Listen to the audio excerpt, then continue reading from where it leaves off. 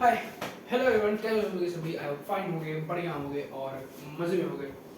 कैसे चल रही है सभी जिंदगी? आई होप बढ़िया चल रही होगी। और क्या यार, तुम लोग मस्त आदमी हो, एकदम चिल से लागे हो। ठीक, आते हैं भाई, शुरू करते हैं आज की इस वीडियो को। बेसिकली कहाँ तक पहुँच गई हमारी कहानी?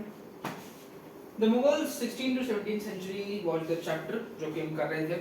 इस चैप्टर में हम बहुत सारी चीजें डिस्कस कर चुके हैं। आज इस चैप्टर का थियोरेटिकल बेसिस पे लास्ट लेक्चर होने वाला है। थ्योरी आज इस चैप्टर हम खत्म कर लेंगे।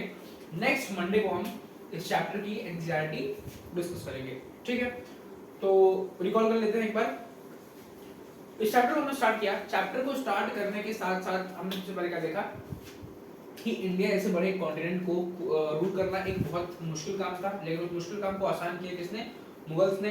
मुगल्स बेसिकली कौन थे? तो मुगल्स दो रॉयल फैमिली से बिलोंग करते थे। From there mother side they were from Mongol family and from their father side they were from Timur family. ठीक, बट वो खुद को मंगोल नहीं मानते थे। क्यों? क्योंकि मंगोल फैमिली में ही एक और ग्रुप था जो मुगल्स को अपोज करता था। इसी वजह से वो खुद को मंगोल नहीं मानते थे, वो खुद को तिमूर की फैमिली का मानते थे। ठीक, ये देखा हमने। फिर हमने देखा कि रूल ऑफ सक्सेशन क्या था मुगल डायनेस्टी में। तो मुगल डायनेस्टी में रूल ऑफ सक्सेशन बेसिकली ऐसा था कि एक फादर की जो प्रॉपर्टी होगी वो उसके हर बच्चे में इक्वली डिवाइड की जाएगी, किसी को भी एक अनड्यू एडवांटेज नहीं होगा। फिर हमने कल वाला टॉपिक स्टार्ट किया। तो कल वाला टॉपिक हमने स्टार्ट किया और ये देखा कि मुगल्स बेसिकली क्या होता था, मुगल्स के दूसरे रूलर्स के साथ रिलेशन कैसे थे। तो जब पहले मुगल्स इंडिया में आए थे तो बहुत सारे रूलर्स ने उनको अपोज किया, लेकिन जिस तरह से मुगल्स पावरफुल होते गए, मुगल्स ने पावर गेन की, उसके बाद क्या हुआ कि बहुत सारे रूलर्स ने उनके साथ इनकॉर्पोरेट कर लिया और मुगल डायनेस्टी के अंदर ही मिल गए। लेकिन कुछ रूलर्स जैसे सिसोदिया राजपूत ऐसे भी थे जिन्होंने मुगल डायनेस्टी के साथ कोऑपरेट करने से मना कर दिया और वो सेपरेट ही रहे। और मुगल डायनेस्टी की एक पॉलिसी थी कि they defeat but they never humiliated. उन्होंने दूसरे राजाओं को हराया लेकिन उनके साथ कभी भी अनजस्टिस नहीं किया। कुछ केसेस में ऐसा हुआ कि ह्यूमिलेशन हो गया, करना पड़ा, लेकिन मैक्सिमम ऑफ द केसेस में मुगल्स ने एक बहुत ही शांतिपूर्ण तरीके से लोगों को हराया और उनकी डायनेस्टी पे अपना कंट्रोल किया। ठीक, फिर हमने देखा जागीर के बारे में, जागीरदार के बारे में और मनसबदार के बारे में। तो मनसबदार बेसिकली कौन होते थे? मनसबदार वो स्पेशल पर्सन होते थे जो मुगल डायनेस्टी में एडमिनिस्ट्रेशन और मिलिट्री को संभालते थे। बेसिकली एक मनसबदार की पोजीशन डिफाइन करने के लिए जात एक कैलकुलेशन होती थी। बेसिकली जिस मनसबदार की जितनी ज्यादा जात होती थी उतनी ज्यादा उसकी पोजीशन होती थी, उतनी ज्यादा उसकी सैलरी होती थी, उतनी हाई उसकी कमांड होती थी। कहां पर? मिलिट्री में। ठीक, इसको देखने के बाद फिर हमने देखा कि बेसिकली जागीर क्या होती थी। तो जागीर एक पर्टिकुलर एरिया होता था जहां से एक मनसबदार रेवेन्यू कलेक्ट करता था as a salary to give his cavalry mans. ठीक, लेकिन फिर हमने सिचुएशंस देखी कि सिचुएशंस किस तरह से चेंज होती हैं। अकबर के रेन में सारी चीजें सही चल रही थी, लेकिन जैसे ही औरंगजेब का टाइम पीरियड आता है, औरंगजेब के टाइम पीरियड में दो चीजें होती हैं जिसके चलते पूरा बैलेंस खराब हो जाता है। वो दो चीजें क्या होती हैं? सबसे पहली चीज तो मनसबदार बहुत ज्यादा बढ़ जाते हैं जिसकी वजह से जागीर कम हो जाती हैं। और दूसरी चीज, जितना रेवेन्यू असाइन किया जाता था स्टेट के द्वारा उससे कम रेवेन्यू एक्सट्रैक्ट हो रहा था। कहां से? जागीर से। इसके चलते जब मनसबदार ने ये देखा कि उनकी पोजीशन डिक्लाइन हो जाएगी तो उन्होंने जागीर से over exploitation, over extraction start कर दिया। इसके चलते औरंगजेब के टाइम पीरियड में पीजेंट्री एक बहुत ट्रबल में थी। ठीक, ये थी मोटा मोटी कहानी जो हमने लास्ट के दो लेक्चर में पढ़ रखी है। आज आगे की चीजें डिस्कस करेंगे। ठीक, लेट्स स्टार्ट। आज का टॉपिक हमारे पास क्या है भाई? टॉपिक कहाँ गया? एक minute, PDF.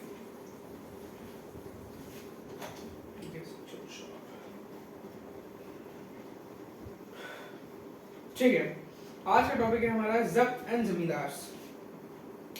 The main source of income available to Mughal rulers was tax on the produce of the peasantry.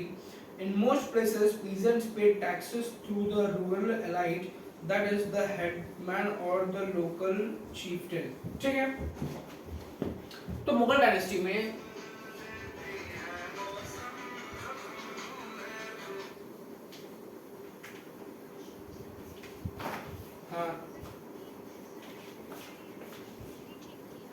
हाँ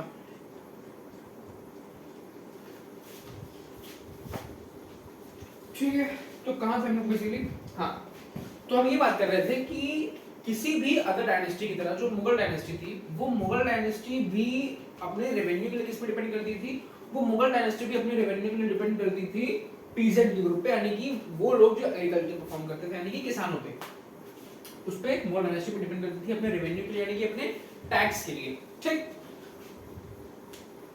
ये बात हो गई कि वो अपने टैक्स के लिए उन पे डिपेंड करते थे। ये टैक्स कलेक्शन का जो काम होता था, परेशान हो गया मैं इस पावर कट से, तो कोई बात नहीं, थोड़ा सा एडजस्ट करना, ठीक है।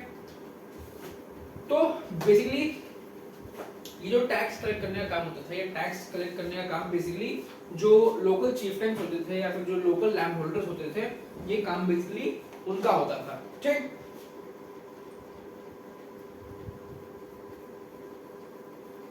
the Mughal used one term zamindars to describe all intermediaries, whether they were local headman or village or powerful chieftains। ठीक है, तो जो मुगल्स होते थे, वो मुगल्स ये जितने भी मीडिएटर्स होते थे जो टैक्स कलेक्ट करके स्टेट को देने का काम करते थे, उनको बेसिकली एक टाइटल दिया जाता था। टाइटल क्या होता था? उनको बेसिकली एक टाइटल दिया जाता था जमींदार। ठीक, ये मुगल्स के द्वारा उनको एक टाइटल दिया जाता था जमींदार का। जितने भी मिडिल मैन होते थे जो टैक्स कलेक्ट करके स्टेट को देने का काम करते थे, उनको जमींदार टाइटल दिया जाता था मुगल्स के द्वारा। Akbar's revenue minister Todarmal carried out a careful survey of crop yields, prices and areas cultivated for a 10-year period 1570 to 1580. On the basis of this data, tax was fixed on each crop in cash। ठीक, तो बताया गया है कि अकबर के जो revenue minister थे टोडरमल, उन्होंने बेसिकली 10 साल का एक डिटेल स्टडी की 1570 टू 1580 के टाइम पीरियड में, एक डिटेल्ड स्टडी की, डिटेल्ड सर्वे किया, जिसमें उन्होंने अलग अलग एरियाज में क्रॉप्स का सर्वे किया और उसके अकॉर्डिंग उन्होंने उस क्रॉप पे कैश रेवेन्यू फिक्स किया कि इस क्रॉप को ग्रो करने के लिए आपको इतना रेवेन्यू स्टेट को पे करना होगा।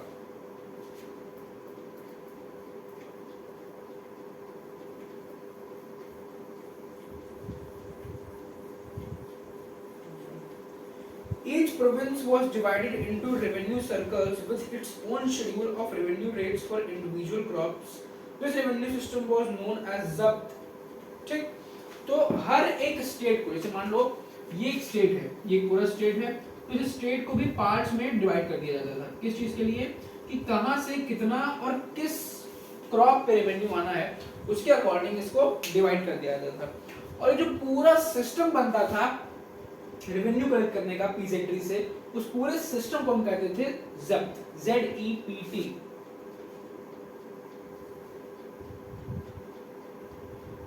It was prevalent in those areas where Mughal administrators could survey the land and keep very careful accounts. This was not possible in provinces such as Gujarat and Bengal। ठीक है, तो basically क्या कहा जाता था इस पूरे सिस्टम को ज़ब्त कहा जाता था। और ये बेसिकली कहाँ फॉलो हो पाता था? ये उन एरियाज में फॉलो हो पाता था जहां पर मुगल्स की एक अच्छी पकड़ थी। क्यों? क्योंकि इस सिस्टम को फॉलो करने के लिए वहां का पूरा एक प्रॉपर सर्वे करना पड़ता था। ठीक, तो उन एरियाज में प्रॉपर्ली फॉलो हो पाता था जिन एरियाज में मुगल्स की एकदम प्रॉपर डोमिनेंस थी। लेकिन कुछ एरियाज जैसे बंगाल प्रोविंस हो गया, इन सारे एरियाज में ये सर्वे प्रॉपर्ली नहीं कंडक्ट हो पाता था। क्यों? क्योंकि उन एरियाज में मुगल्स की इन्फ्लुएंस, मुगल्स की जो पकड़ थी वो उतनी स्ट्रॉन्ग नहीं थी। ठीक है, in some areas the zamindars exercised a great deal of power. The exploitation by Mughal administrators could drive them to rebellion। ठीक, कुछ एरियाज ऐसे होते थे जहां पर जो जमींदार होते थे वो एक बहुत हाई पावर एक्सरसाइज करते थे, बहुत ज्यादा पावर होती थी उनके पास। लेकिन कुछ एरियाज ऐसे भी थे जहां पर उन जमींदार के साथ क्या होता था? उन जमींदार के साथ ह्यूमिलिएशन होता था, उन जमींदार को अनजस्टिस, उन जमींदार के साथ भी, उन जमींदार के ऊपर भी बहुत एक्सटेंसिव प्रेशर बनाती थी स्टेट, जिसके चलते वो रेबेल कर जाते थे। Sometimes zamindars and peasants of the same caste called in rebelling against Mughal authority. These peasant revolts challenged the stability of the Mughal empire from the end of the 17th century। ठीक, तो क्या बताया गया है कि जब उन जमींदार पे बहुत ज्यादा प्रेशर पड़ता था तो वो रिबेल कर जाते थे, यानी कि बागी हो जाते थे। बागी पिक्चर नहीं, बागी इन द सेंस कि वो विद्रोही हो जाते थे, विद्रोह कर देते थे, मतलब अपनी ही डायनेस्टी के खिलाफ क्या कर देते थे, अपनी ही डायनेस्टी के खिलाफ एक वॉर तरह की डिक्लेयर कर देते थे। ठीक। और कभी कभी क्या होता था कि जमींदार तो पहले से मुगल से गुस्से में थे, लेकिन जब पीजेंट्स भी उन जमींदार के साथ मिल जाते थे तो ये एक बड़ा रिबेलियन रिवोल्ट खड़ा कर देते थे किसके खिलाफ, मुगल्स के खिलाफ। और लास्ट 16th सेंचुरी में, 16th सेंचुरी के एंड आते आते ये रिबेलियन रिवॉल्ट्स बहुत ज्यादा बढ़ गए थे, जिसके चलते मुगल एम्पायर में एक माहौल देखने को मिला, एक इंस्टेबिलिटी देखने को मिली थी। ठीक, समझ में आ गया?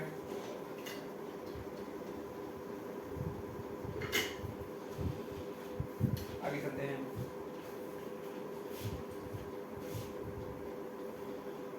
कुछ पैराग्राफ दिए हैं, अकबर नेम एंड इन ई अकबरी। ठीक, तो अकबरनामा बेसिकली अकबर ने अपने कोर्ट के एक पढ़े लिखे आदमी अबुल फजल को बेसिकली ये काम दिया कि आप मेरे टाइम पीरियड की हिस्ट्री लिखो। तो अबुल फजल ने 3 पार्ट्स में अकबर की हिस्ट्री को डिवाइड किया। सबसे पहला पार्ट था क्या, अकबरनामा, जिसने अकबर के एंसेस्टर्स की हिस्ट्री के साथ डील किया, जैसे बाबर हो गए, हुमायूं हो गए। फिर दूसरा वॉल्यूम यानी कि दूसरा पार्ट जो था वो किस नाम से था,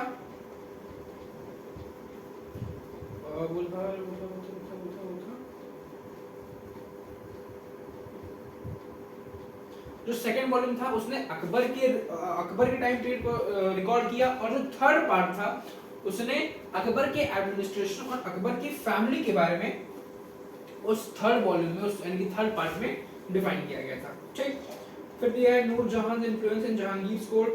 नूरजहां का इन्फ्लुएंस दिखाया गया जहांगीर की कोर्ट में। पैराग्राफ ये बताता है कि जहांगीर यानी कि अकबर के जो बेटे थे, उनको हम सलीम के नाम से जानते हैं। ठीक, उनकी जो वाइफ थी नूरजहां, उनका कितना इन्फ्लुएंस था कोर्ट में, जहांगीर के कोर्ट में, उसके ऊपर पैराग्राफ है, पढ़ लेना। सुर्खी कुल बेसिकली ये भी एक पैराग्राफ दिया है, इसको पढ़ लेना। नेक्स्ट टॉपिक जो है हमारा, लास्ट टॉपिक जो है वो है the Mughal empire in the 17th century and after. The administrative and military efficiency of the Mughal Empire led to great economic and commercial prosperity. International travelers described it as the fabled land of wealth. ठीक, इस topic में basically हम क्या पढ़ने वाले हैं, इस topic में बेसिकली हम ये पढ़ने वाले हैं कि 17th सेंचुरी के एंड में और 17th सेंचुरी के बाद मुगल डायनेस्टी किस तरफ मुड़ी।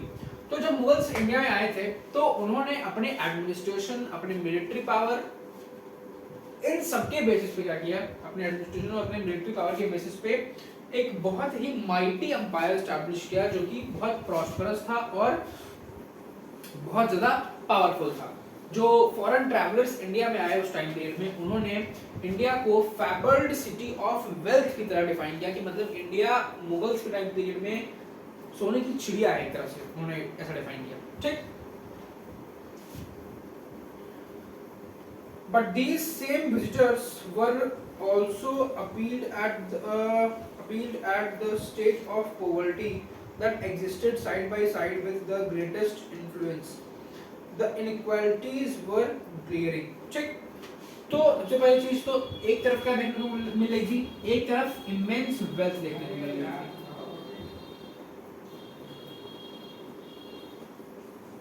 एक तरफ इमेंस वेल्थ देखने को मिल रही थी इंडिया में, और उसी के पैरेलल में क्या देखने को मिल रहा था, एक्सट्रीम पॉवर्टी देखने को मिल रही थी।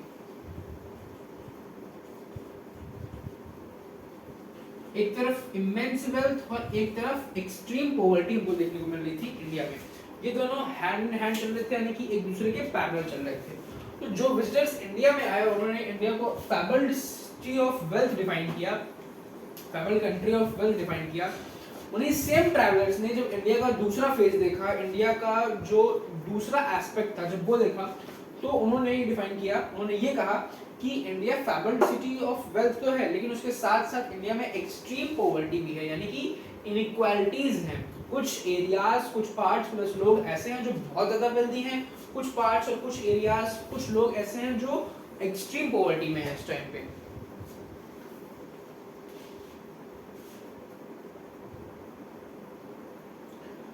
Documents from the 20th year of Shah Jahan's reign inform us that the highest ranking mansabdars were only 445 in number out of a total of 8,000.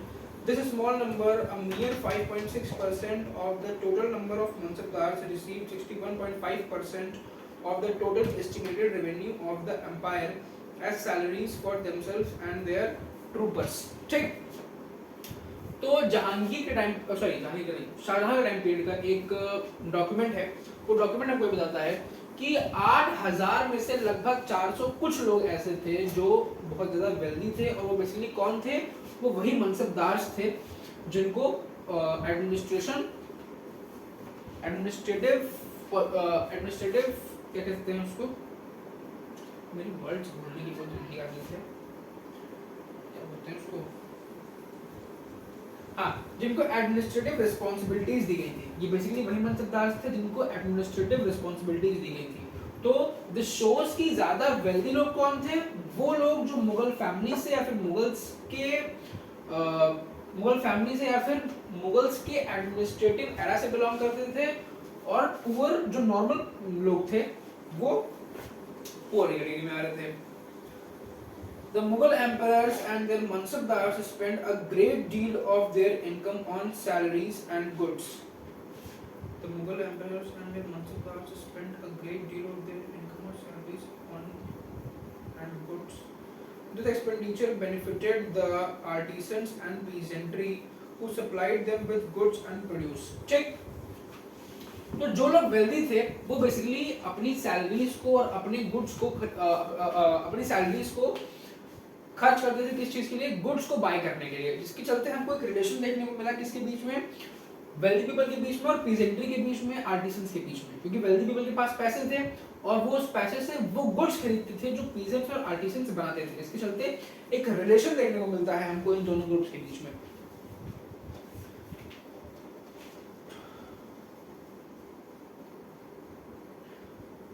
But the scale of revenue collection left very little for investment in the hands of the primary producers, the peasant and the artisan. The poorest among them lived from hand to mouth, and they could hardly consider investing in additional resources, tools and supplies to increase productivity. ठीक, तो ये जो wealthy लोग थे, ये जो बड़े-बड़े owners थे, ये जो बड़े-बड़े land holders थे, इनके पास तो पैसे होते थे goods में invest करने के लिए। लेकिन जो पीजेंट्री होती थी, जो आर्टिसंस होते थे, उनके पास सिर्फ हैंड टू माउथ पैसे होते थे। हैंड टू माउथ पैसे मतलब उनके पास सिर्फ इतने पैसे होते थे कि वो खाना पीना अपना डेली का चला सके, उससे ज़्यादा पैसे उनके पास नहीं होते थे। जिसके चलते उनके पास फॉरेन इन्वेस्टमेंट्स के लिए, उनके पास गुड्स में इन्वेस्ट करने के लिए ज़्यादा पैसे नहीं होते थे। This shows the disparity among the high classes and low classes. The wealthier peasantry and artisanal groups, the merchants and bankers profited in the economic world. तो जो उस टाइम फ्रेम में जो वेल्दी लोग थे वो और वेल्दी होते चले गए, जो पुअर थे वो और एक ट्रैप में फंसते चले गए। ये बेसिकली बताया जा रहा है। The enormous wealth and resources commanded by the Mughal elite made them an extremely powerful group of people in the late 17th century. As the authority of the Mughal emperor slowly declined, his servants emerged as powerful centers of power in the regions. ठीक, तो Mughals के time period में ये जो भी सारी चीजें हुई, जो एडमिनिस्ट्रेशंस उन्होंने लाए, जो भी उन्होंने पूरे इंडिया पे कवर किया, उसके चलते ये इससे हमको ये पता चलता है कि मुगल्स बेसिकली बहुत पावरफुल ग्रुप था लोगों का। Mughals were very much powerful. लेकिन जिस तरह से मुगल डायनेस्टी टूटती गई, जिस तरह से मुगल डायनेस्टी डिक्लाइन होती गई, तो उसके बाद फिर कौन आया? तो मुगल डायनेस्टी जैसे टूटती गई, मुगल डायनेस्टी जैसे डिक्लाइन होती गई, तो जो मुगल डायनेस्टी के सर्वेंट्स थे उन्होंने अपनी पावर एस्टैब्लिश की और मुगल डायनेस्टी का पूरी तरह से क्या हो गया? डिक्लाइन हो गया।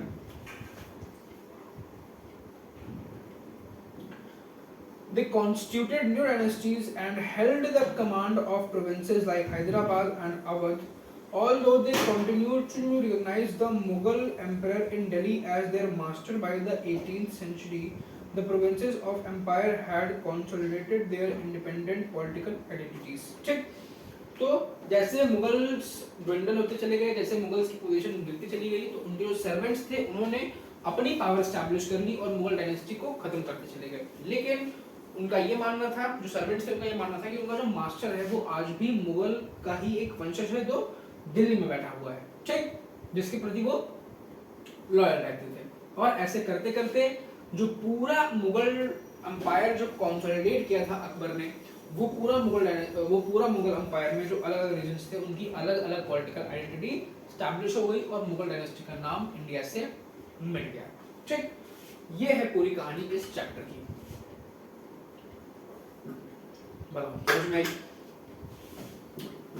रिकॉल करते हैं एक बार आज वाला चैप्टर हमने स्टार्ट किया, सॉरी चैप्टर नहीं, आज वाला वीडियो में स्टार्ट किया। वीडियो स्टार्ट करते से हमने सबसे पहले जाना जमींदार के बारे में। जमींदार कौन होते थे बेसिकली, तो मुगल अंपायर का रेवेन्यू होता था पीजेंट्री से, और उस पीजेंट्री से रेवेन्यू कलेक्ट करने का जो काम होता था वो होता था इन जमींदार का, ठीक। तो जमींदार बेसिकली वो स्पेशल पर्सन होते थे जो रेवेन्यू कलेक्ट करने का काम करते थे, कहां से, अंपायर से, ठीक। अब जो रेवेन्यू कलेक्ट होता था तो रेवेन्यू कलेक्ट करने के लिए पूरा प्रॉपर सिस्टम बनाया गया था जिसको हम जब्त कहते थे, ठीक।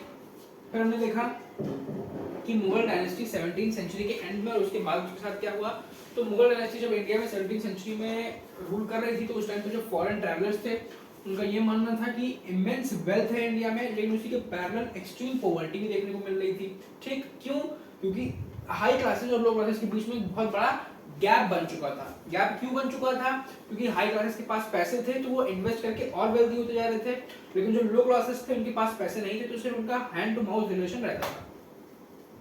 फिर हमने देखा कि मुगल डायनेस्टी का डिक्लाइन कैसे स्टार्ट हुआ, तो बहुत सारे सर्कमस्टेंसेस ऐसे थे जिसके चलते मुगल डायनेस्टी के जो रूलर्स थे वो अपने अंपायर को कंसोलिडेट नहीं कर पाए। जब कंसोलिडेट नहीं कर पाए उसके चलते जो उनके सर्वेंट्स थे उन्होंने अपनी पावर एस्टैब्लिश कर ली, ठीक। और इसी तरह से मुगल डायनेस्टी का क्या हो गया, डिक्लाइन हो गया। इसी के साथ लिख दो भाई,